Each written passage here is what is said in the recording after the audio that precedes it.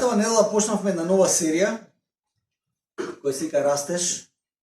Изборуваме токму за духовниот раст. Зборуваме за нештата во кои Господ Исус Христос нас не повикува да растеме. Зборуваме буквално за нештата заради кои постои црквата овде на земјата.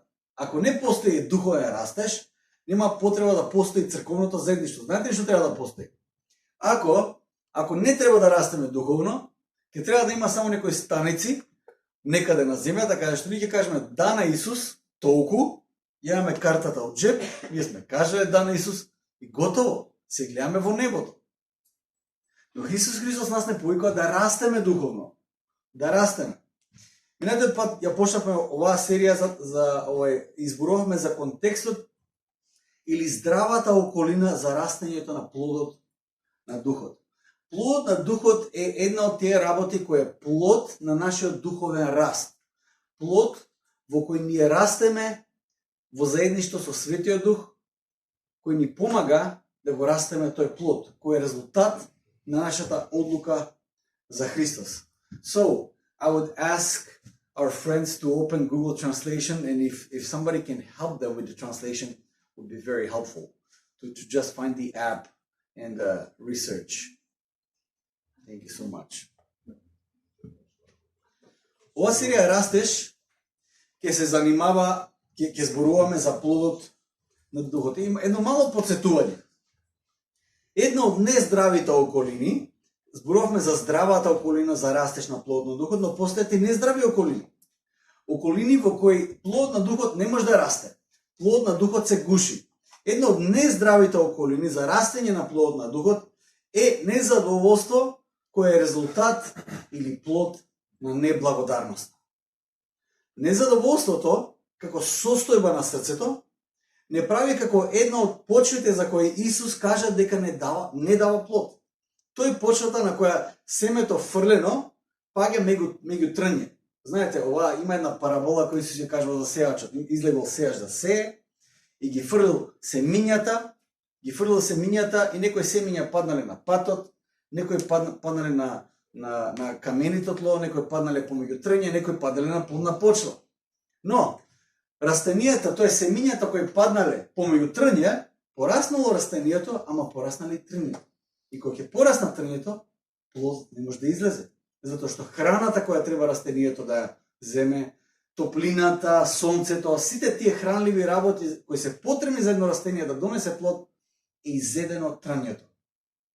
Неблагодарноста, која произведува незадоволство, е како некој трње, меѓу кој растеме ние. Што и да се случува, ние сме незадоволни. Во која ситуација да се наоѓаме, ние сме незадоволни. Ништо не ни чини. Какови збор да падне од Господ, какви откровение да дојде од Господ, какви охрабрување да дојде од Господ, дури и нешто да порасне во нас, во конечност, доколку има незадоволство, како резултат на неблагодарно срце, незадоволството го гуши плодот кој треба да расте во нас. Условите за растење на добар плод од духот се важни и како решение минатиот пат го читавме Евреите 10 глава, 24 и 25 стих, кој вели вака. Евреите, писателот на Евреите им пишува вака: и да бидеме внимателни еден кон друг, за да се поттикнуваме кон љубов и добри дела, не изостанувајќи од собранијата, како што некои имаат обичај, туку да се поучуваме еден друг, да се охрабруваме еден со друг. И тоа во толку повеќе доколку гледате дека се приближува судниот ден или денот Господов. Прво вика да бидеме внимателни еден кон друг. Погледнете наоколу, себе, свртете ги главите и погледнете наоколу. Видете ја црквата. Погледнете се еден со друг. Нашиот повик е да бидеме внимателни еден кон друг. Не да се коригираме, не да се дисциплинираме, не да држиме некоја листа на чекин листа, кој како треба да живее оно, туку да бидеме внимателни еден со друг. Овие помеѓу вас се вашите браќа и сестри, и бидете благодарни за нив. За секој брат и сестра што го имате овде, бидете благодарни за нив. Посебно ова неделно утро. Не знам од кој контекст доаѓате, може би доаѓате од контекст кај што ви цветат цветови. прекрасно. Има некои луѓе кои доаѓаат од тешки контексти. Треба да бидеме благодарни еден на друг, затоа што имаме потреба еден од друг. Да погледнеме подалеку малце од нашиот нос. Обично сме само инволвирани во оваа култура. И моите лични потреби, да погледнеме малце пошироко, да видиме црквата во која Господ нас не става. Значи да бидеме внимателни еден кон друг. Лесно е, обично еден од тие први совети за мисија кои ги добив. Знаете, пред да почнем богослужбата зборавме за начинот на духовно водство и како некои духовници водат, како некои пастори водат и така натаму. Еден од тие први совети кои ги добив за животот во служба, вика кога ми ги кажа вака, кога некој ќе го отвори своето срце, чекори многу внимателно во нивното срце. Затоа што најголемите повреди се невидливи. Можеш многу лесно да тргнеш во нечие срце, да го искоригираш, да ја кажеш вистината и така натаму, невнимателно, и да повредиш нечие срце толку многу, што после ќе треба години и години исцеление. Писателот на Евреите ни повикува да бидеме внимателни еден кон друг. Внимателни. Втора работа која не повикува писателот да се потикнуваме еден на друг. Како што кажа, да не се коригирате, да не се дисциплинирате, да не зборите за другиот до вас во форма на оговарање. Почнува, ајде се направиме муавет за тој човек, затоа што му треба муавет од нас, и почнува така првите 30 секунди и после станува оговарање. Тој за кој зборувате, вие двајца со кои да сте, стоите на повисоко морално стојалиште, го гледате одгоре. Го гледате тој со проблемот и сакате да му го решите проблемот и така натаму. Писателот не повикува да се потикнуваме еден на друг кон љубов и добри дела. Повикани сме да се потикнуваме. И трета работа, која е многу важна, писателот вика, не изостанувајте од собранијата. На што мисли тука писателот? Писателот сака да бидеме присутни, да не изостануваме од собиранките кои црквата ги прави, како што некои вели, како што некои имаат обичај. Пропуштена средба со Божјата црква во недела може да биде пропуштена средба како она на Тома, кога Христос се објавил после воскресението, сите беле таму освен Тома. И се сите го виделе Христос има неверојатно искуство, го видовме Исус влезе во вакво во затворени ѕидови, дојде меѓу нас, јадевме се него, пиевме со него и Тома вика, молим, ја ништо тоа не верувам. Тоа у наша црква нема шанси да се деси. Тоа може да се деси у некоја афричка црква, кај што има чуда, у некоја латиноамериканска црква, америчка црква. У наша црква се деси таква објава, нема шанси. Ти не си не бил таму, само не веруваш. И може да станеш неверни Тома. Затоа писател вика, не ги пропуштајте собранијата, затоа што за секое собирање на Божјиот народ Господ има едно посебно провидение. Може би таа недела ќе биде посебна. Или во мала група, каде што се случува, каде што расте животот на христијанинот. Или во било кој друг контекст за да се собереме со браката и сестрите, е пропуштена шанса да го слушнеме Божјиот глас и Божјото провидение за таа средба. И да, тоа важи и за Game Night. Зашто е многу важен аспект во кој црквата се собира. И расте, во заедништво растеме. Во заедништво растеме, кој почнува сега и продолжува во вечноста. На тој начин сите ние градиме една важна околина. Тој е поентава. Градиме една важна околина, создаваме поволни услови. Поволни услови за да може плодот на духот да расте. Како е замислено таа важна околина? Знаете, јас пораснав во Струмица, каде всушност е земјоделски крај, и јас знам како моите баба и дедо правеа поволна околина за краставиците да излезат и да бидат вкусни и да бидат прекрасни. Што се случуваше? Моје баба и дедо, додека се уште надвор беше ладно времето, рана пролет, ти ќе направеа пластеници. Ги покрија со најлон. И таму, слушаш што се дешаваше, под тој најлон имаше повеќе топлина од надвор, имаше плодна почва, имаше доволно важност, имаше доволно храна за краставиците да можат да растат. Иако насекаде околу тие пластеници, тие greenhouses, беше ладно, уствари беа непријателски услови за едно стебло да расте, во пластениците беше безбедно. Беше совршена околина за тие краставици да растат. И тоа, браќа и сестри, една локална црква. Тоа е локалната црква. Во локалната црква ние создаваме, сите ние, почнувајќи од мене, и секој еден од вас, создаваме една безбедна, прекрасна околина, во која плодот на духот ќе расте. Кога ќе дојде некој нов човек, тука од самиот почеток, не да биде кој е оговарачкиот муавет тука, која е поделбата тука, туку на кој начин јас да имам таа радост што има оваа црква. На кој начин јас да дојдам до таа исполненост, до тој мир, како што има оваа црква. Имаше еден подкаст сега, Џон Ленокс беше на еден, познат заборев како се вика, сестра ми прати еден мал дел од тоа да го видам, јас гледам и друг дел од подкастот. Со еден агностик, многу познат, изборува за христијанството. Џон Ленокс е христијански апологета. Он е веќе колку таму, може 90 години е.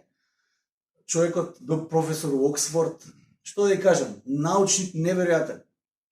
И овој агностик зборува со него, вика, окей, ги слушам аргументите, но тоа што немногу ме убеди во твојата вера во тој момент, сега не дека тој стана верник, но вика тоа што немногу ме убедува према твојата вера, е мирот кој го имаш и спокојството кој можам да го видам само кај тебе.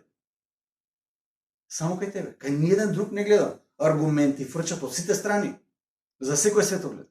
Но мирот и спокојството кој го гледам кај тебе ме убедуваат најмногу дека тоа е нешто посебно.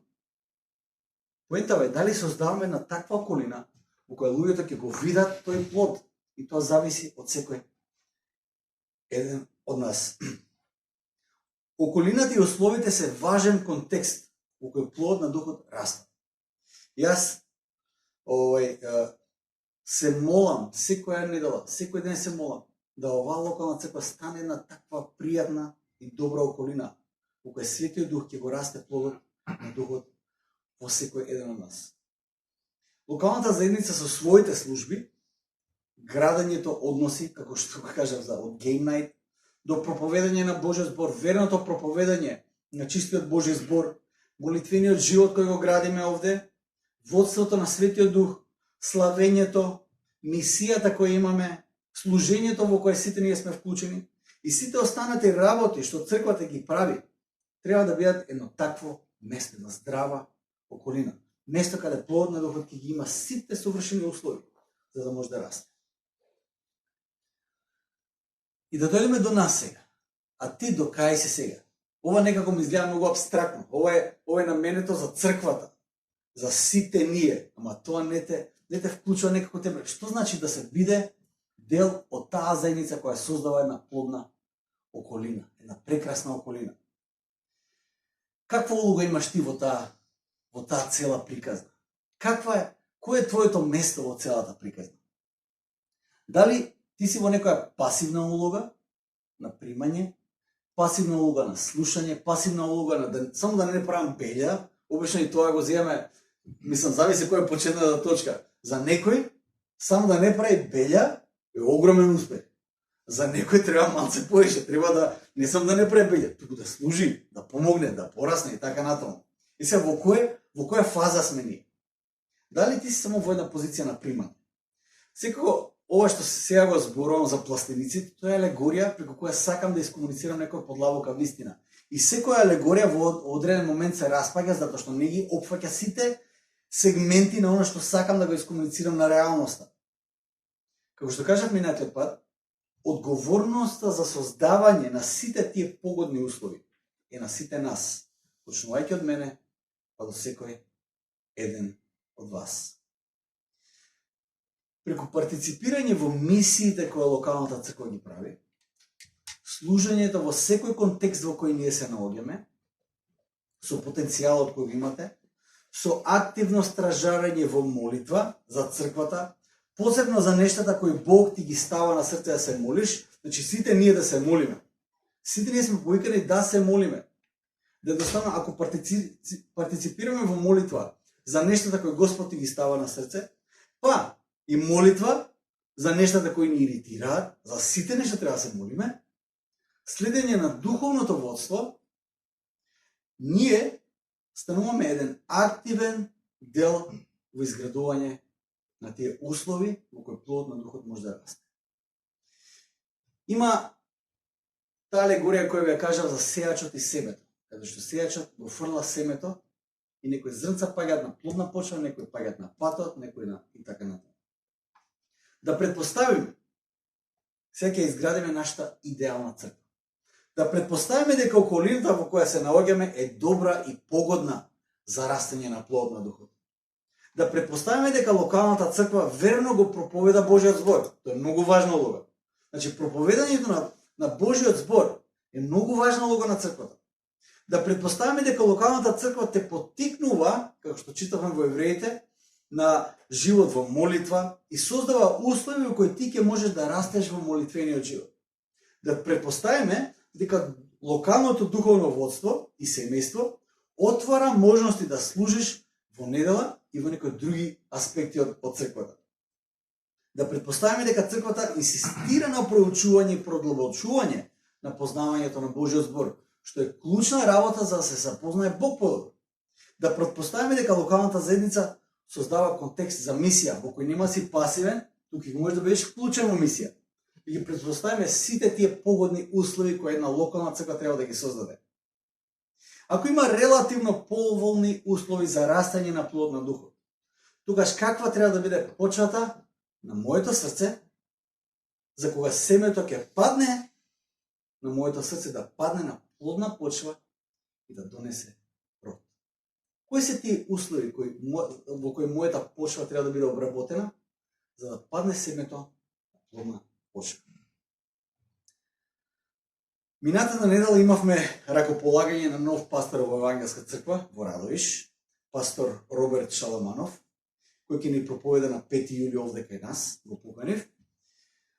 Неговиот пастор, пасторот Петре, во која пасторот Роберт пораснал и поверувал и пораснал и растел во верата, зборуваше за добро познатиот модел за растеж, кој денес јас ќе го обработам малце подлабоко и кој на долги патеки го расте еден од најубавите и видливи плодови на духот во секој човек, без разлика на нивната почетна позиција.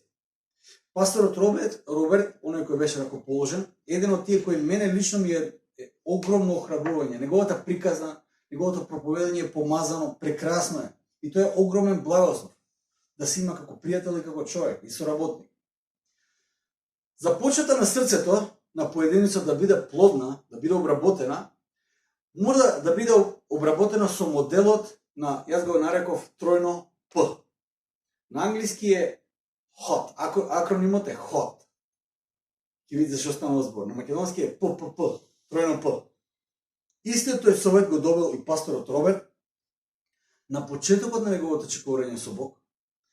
Доколку сакаш Бог да те употребува, доколку сакаш да растеш во верата и да порасне плод од Светиот Дух во тебе, кој ќе биде на благослов и на другите и за слава на Бога, мораш да внимаваш на 3 нешта кои треба да бидат суштински во твојот живот. Првата работа, првото П е понизност. Имам слайдови кои не се минали. Првото П е за понизност. Читам од Исаја 53 глава, 1 до 5 стих. Тој е текст за Божиот слуга. Вели вака: тој поверува на тоа што го чул од нас и кому му се откри силата Господова, зашто изникна тој пред него како младо дрвце и како стебленце од сува земја, нема во него ни убавина, ниту величие, ние го видовме и во него немаше изглед што ќе не привлекува кон него. Тој беше презрен и отфрлен меѓу луѓето, човек на болки и свикнат на страдање, и ние го одвраќавме од него лицето свое. Тој беше презрен и ние за ништо не го сметавме, но тој ги зеде врз себе нашите болки и ги понесе нашите слабости, а ние мислевме дека тој беше поразуван, казнуван и понизуван од Бога. А тој беше изнаранет за нашите гревови и мачен заради нашите беззаконија. Казната за нашиот мир падна врз него, а преку неговите рани ние се излекувавме. Првото П стои за понизност. Исаја 53 глава е глава која го опишува Божиот слуга, кој е извршил најважната служба во историјата на созданието. Божјиот слуга кој донесе спасение за нас, исцеление за нас, нова шанса за нас, беше слуга Божи, кој беше понизен и понижен јавно. Понизноста негова беше видлив знак за тоа кој е Божјиот слуга, кој е Божјиот син. Тоа што беше обичен, тоа што не беше велелепен, тоа што беше обичен, како што го пише овде пророкот, немаше ништо на него да го видиме, да не привлече. Не знам дали Исус бил грд, или дали Исус кога се вознесол и кога отишол кај Исаја да му каже зашто така напиша за мене, па јас не сум толку грд. Ништо нема да го привлекува нашиот поглед кон него. Толку беше незабележителен. Христовата обичност,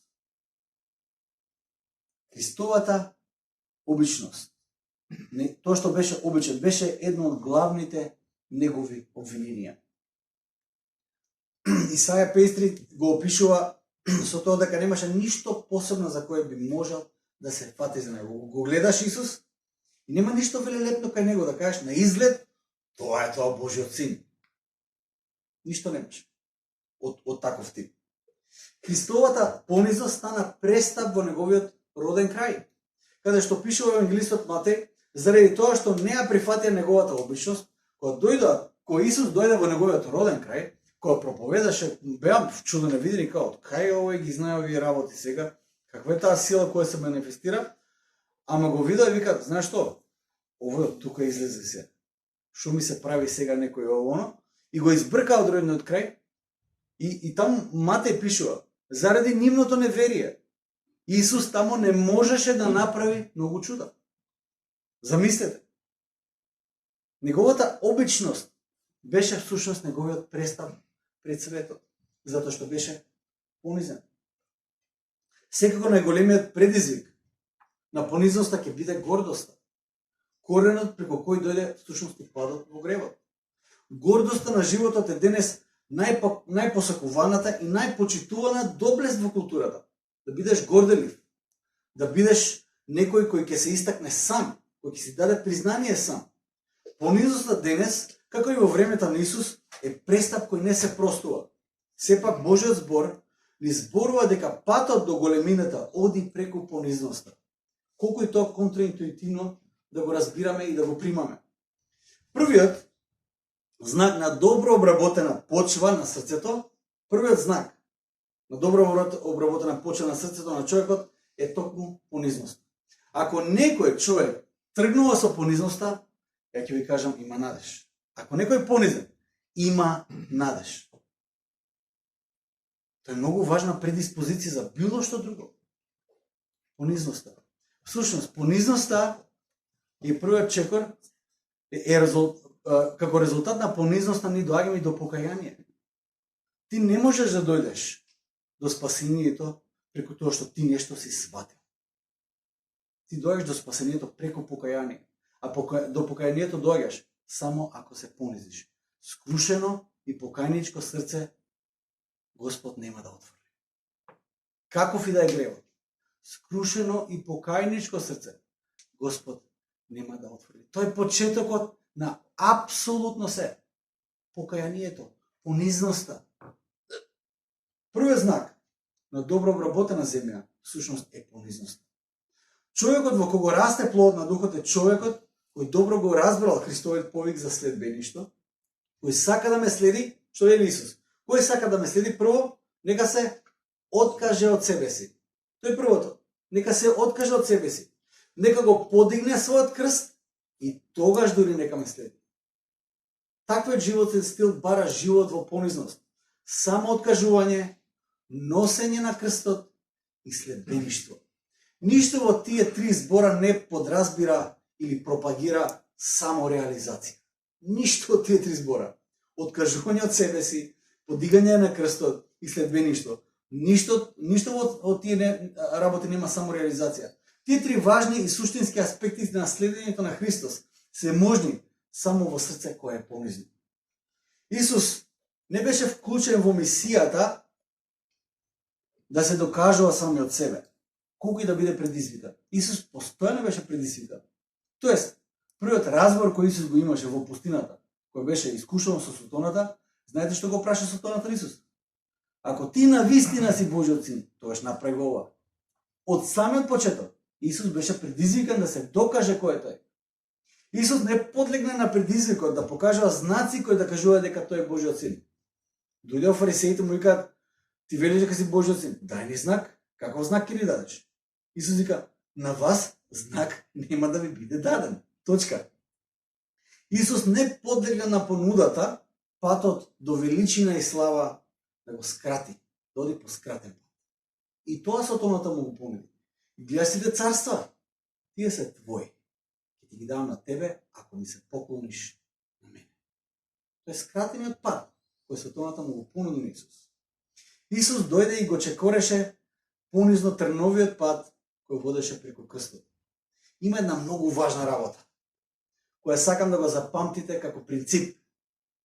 Ние се спуштаме во величина и слава. Дали ме разбирате? Ние се спуштаме во величина и слава. Не газиме преку луѓе, не го качуваме скалилото на не знам што. Не. Ние се спуштаме во величина и слава. Како што вели Исус, ако некој сака да биде најголем помеѓу вас, што треба да биде? Треба да биде? Што вика? Слуга на сите. Кој сака да биде најголем помеѓу вас, треба да биде слуга на сите. Ние се спуштаме во величина и слава. Тоа е првиот П. Понизноста. Во контекстот на локалната црква се обработува за мишлето на твоето срце да биде срце на понизност. И апостол Павле тоа го кажа на филипјаните преку 2 глава 3 стих вели вака: не правете ништо од честолюбие или за празна слава. Немојте никој еден од вас тука да се вклучи во било каква служба или водство во кој ќе каже: чекај се, гледам платформа, мора да се искачам на оваа платформа за сите да ме видат мене.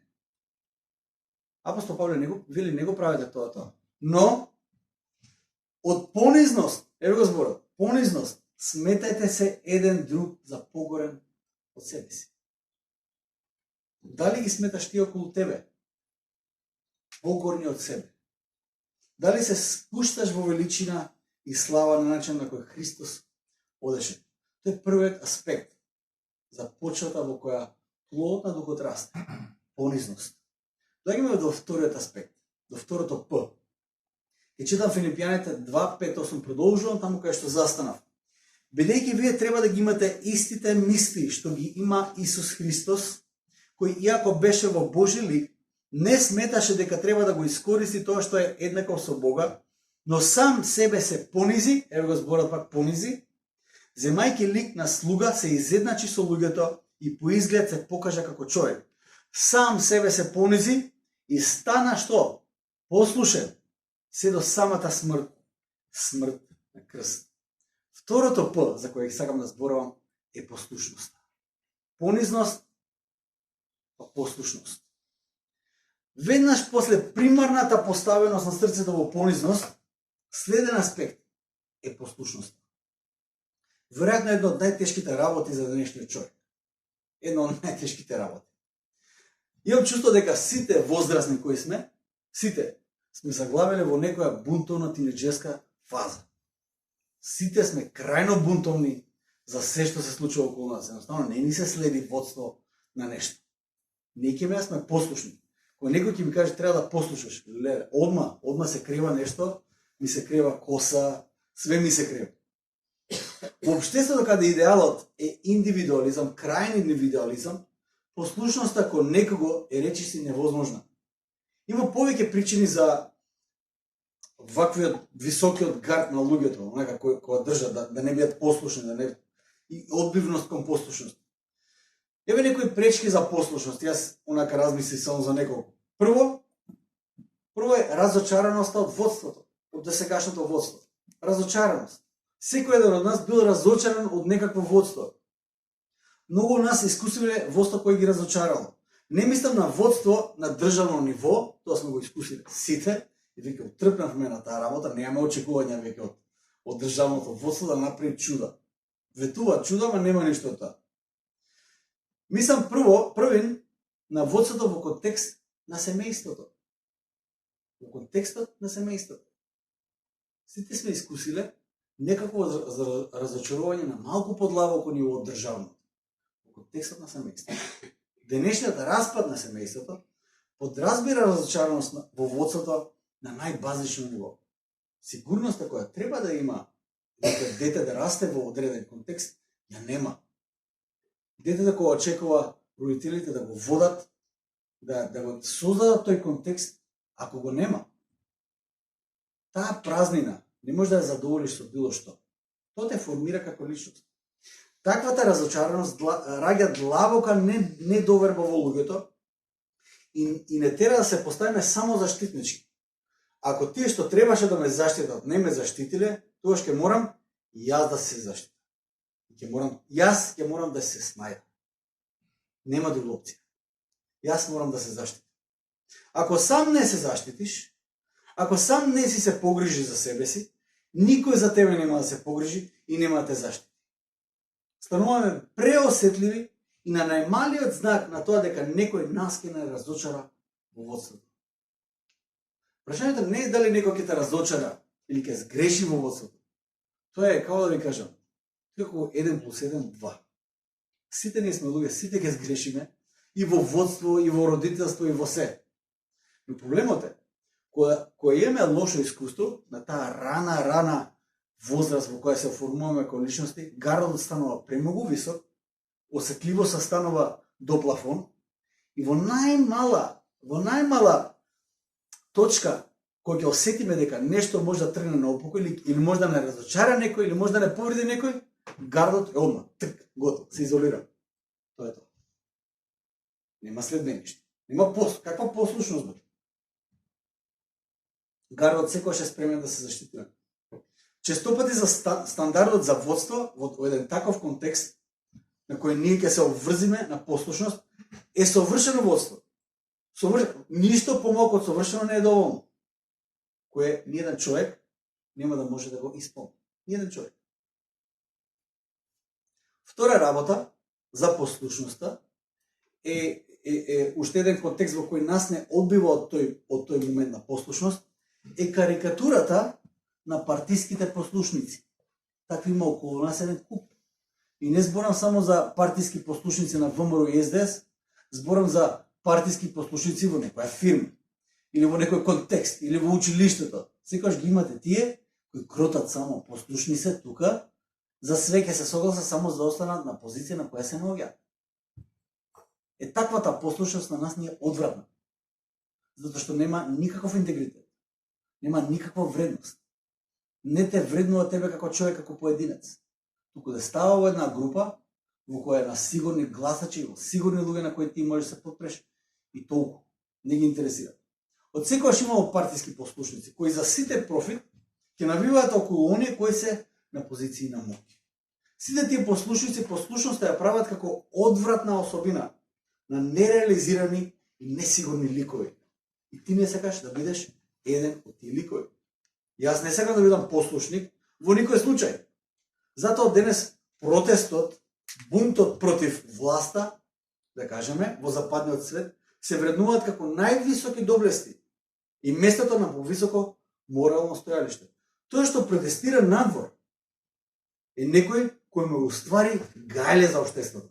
А ти, што само поминуваш и 5 пари не даваш, сите тие што протестираат тебе те гледат од вака, од повисоко. Овој 5 пари не дава. Овој не се бори.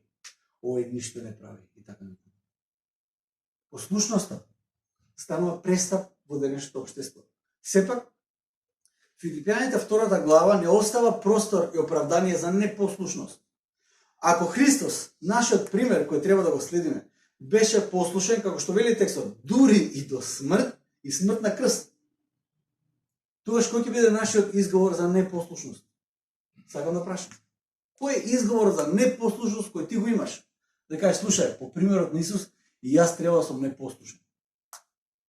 Не постои таков изговор. Сам Исус нас не повикува на послушност. Слушност, послушноста станува главна одлика на нашата љубов кон Него. Исус во Јован 14 глава 15 стих ќе каже вака: ако ме љубите мене, ќе ги пазите моите заповеди. Пазите, зборот кој е употребен тука е грчкиот збор терео.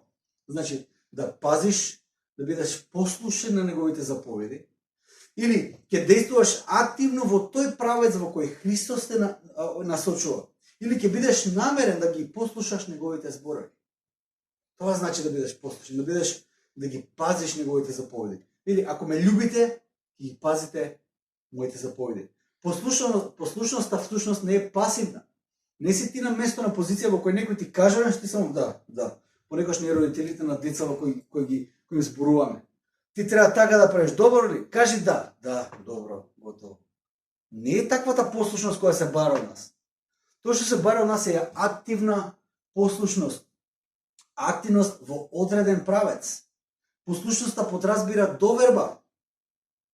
Доверба во оној која бара вашата послушност. Тоа значи дека веројатно непослушноста открива одредена недоверба. Ако имате бунтовност кај вас да послушате, знаете, непослушноста е резултат на некаква недоверба. Прашате се, зошто јас моментално се борам со недоверба? Кој е тоа искуство, кој е тоа карактерна особина, кои се тие повреди во моето срце, кој ме прави личност која е личност од недоверба? Личност која има задршка за се околу мене. Кој е тоа искуство, кој е таа карактерна особина? Погодната почва за плодот на духот да расте се должи на понизноста, која е почетна поставеност на срцето, која води до послушност, кои всушност се предиспозиции за важната трета особина на плодната почва. А третата особина е поучливоста. Да бидеме поучливи. Што значи да бидеме поучливи? Понизност, послушност или покорност која не води до поучливост. Поучливоста во црквата не постои без претходно да биде изградена на темелите на понизноста и послушноста. Поучливоста не е собир на информации. Тоа морам да го исклучам. Поучливоста не е значи да знаеш многу. Тоа не е поучливост. Поучливост не е дека ти имаш неколку дипломи и сега ти знаеш се. Тоа не е поучливост. Тоа никако не е поучливост. Поучливоста во црквата е нешто друго. Поучливоста, уште една работа, не е знаење. Како што е апостол Павле, кој знаел многу, вели знаењето ќе исчезне во 1 Коринтијаните 13 глава. Поучливоста во христијанството единство се гради врз основата на понизноста и послушноста. Павле на Тимотеј, додека му пишува неговото последно послание, Тимотеј кој беше понизен и послушен следбеник, тоест Тимотеј до толку бил понизен, до толку што апостол Павле го охрабрува да биде малце похрабар. Вика, немој да ја примаш таа презреност од другите затоа што си млад. Биди малце похрабар. Биди понизен, of course. Третира ги постарите со респект, сестрите во црква како твои сестри, браќата како твои браќа, постарите како твои мајка и татко. И биди, остани понизен, биди малце похрабар. Тимотеј бил отишол во друга крајност, во понизност до точка на пасивност. Биди малце похрабар, биди понизен, биди похрабар. И апостол Павле го охрабрува. Но од друга страна, му кажува некои работи и вика, размислувај активно за тие нешта во кои те советувам и те поучувам. Во 2 Тимотеј 2:7 ќе му каже вака, размисли за она што ти го зборувам, Господ ќе ти даде да разбереш се. Размислувај за тоа, биди поучлив за тоа што јас ти го зборам сега. Немој да дојде момент во кој ти ќе кажеш, јас имам доволно искуство, доволно знаење, знам све, не ми треба ништо. Поучливоста е природа која црквата треба да ја расте. Таа не е наменета само за оние кои се водачи. Поучливоста создава една генерацијска ланчана поврзаност. Генерацијска ланчана поврзаност. Поучливоста е карактеристика која уствари на нас ќе ни помогне да пораснеме црквата или да ја умреме. Ако не сме поучливи, црквата умира со оваа генерација. Црквата умира со нас, ако не сме поучливи. Тука црквата умира. Може ќе продолжи некаква традиција, може ќе продолжи некаква навика, но црквата умира. Црквата е една генерација оддалечена од изумирање. Што значи поучливоста као генерацијска нишка? Вели вака во 2 Тимотеј повторно, 2 глава, 1 и 2 стих. Апостол Павле му пише на Тимотеј: Чедо моје, зајакнувај во благодата што ти е дадена во Христос Исус и се што си чул од мене, се што си слушнал од мене, во се што сум те поучил, сите овие години, пред многу сведоци, предај го тоа на верни луѓе, значи поучи други после тебе, кои се способни и други да научат. Колку генерации има тука? Тука има барем 4 генерации.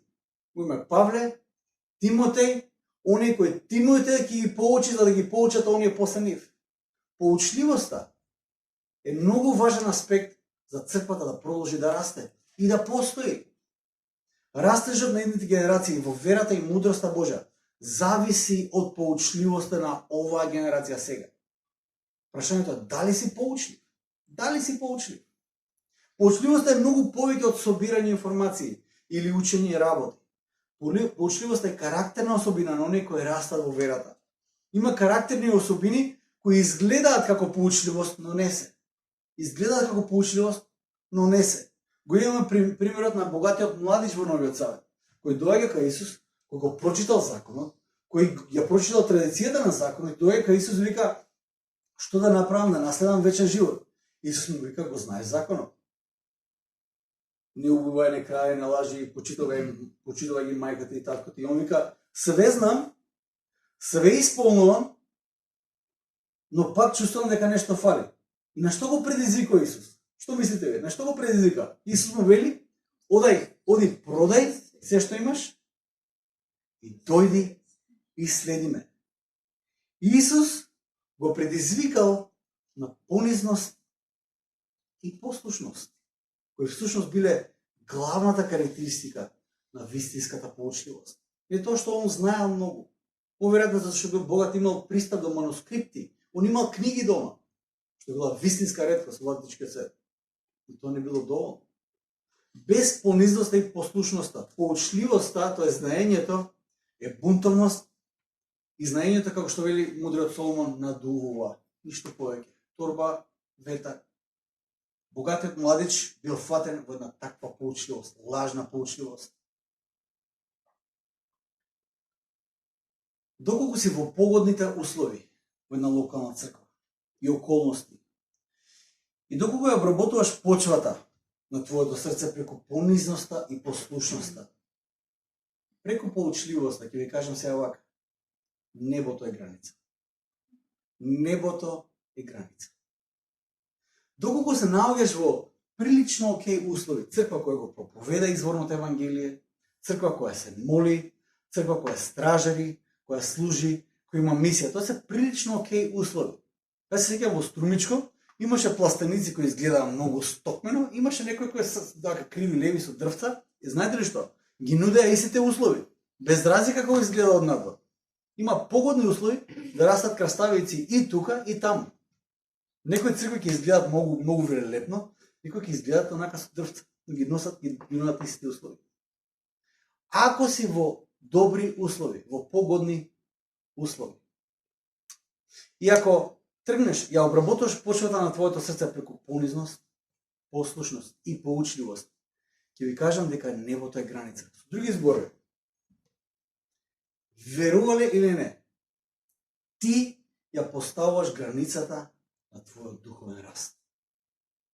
За твојот духовен раст единствена пречка ќе бидеш самиот ти. Само небото е граница. Почетната позиција, може би ќе кажеш подобро, некој има подобра почетна позиција, некој полоша. Пастор Роберт кој ќе дојде тука, тоа е негово јавно сведоштво, не откривам некои детали од неговиот живот кои се тајни. Неговата почетна позиција на тој пастор Роберт кој сега е во Радовиш и служи со своето семејство, неговата почетна позиција е во зависност, живот во зависност од дрога, живот во криминал, живот на неживот, на работ на смртта. Тоа е неговата почетна точка. И затоа што нема каде да оди веќе, нема ни роднини, ни пријатни, ништо нема веќе. Единствено што има во тој момент е затворот во кој се наоѓа.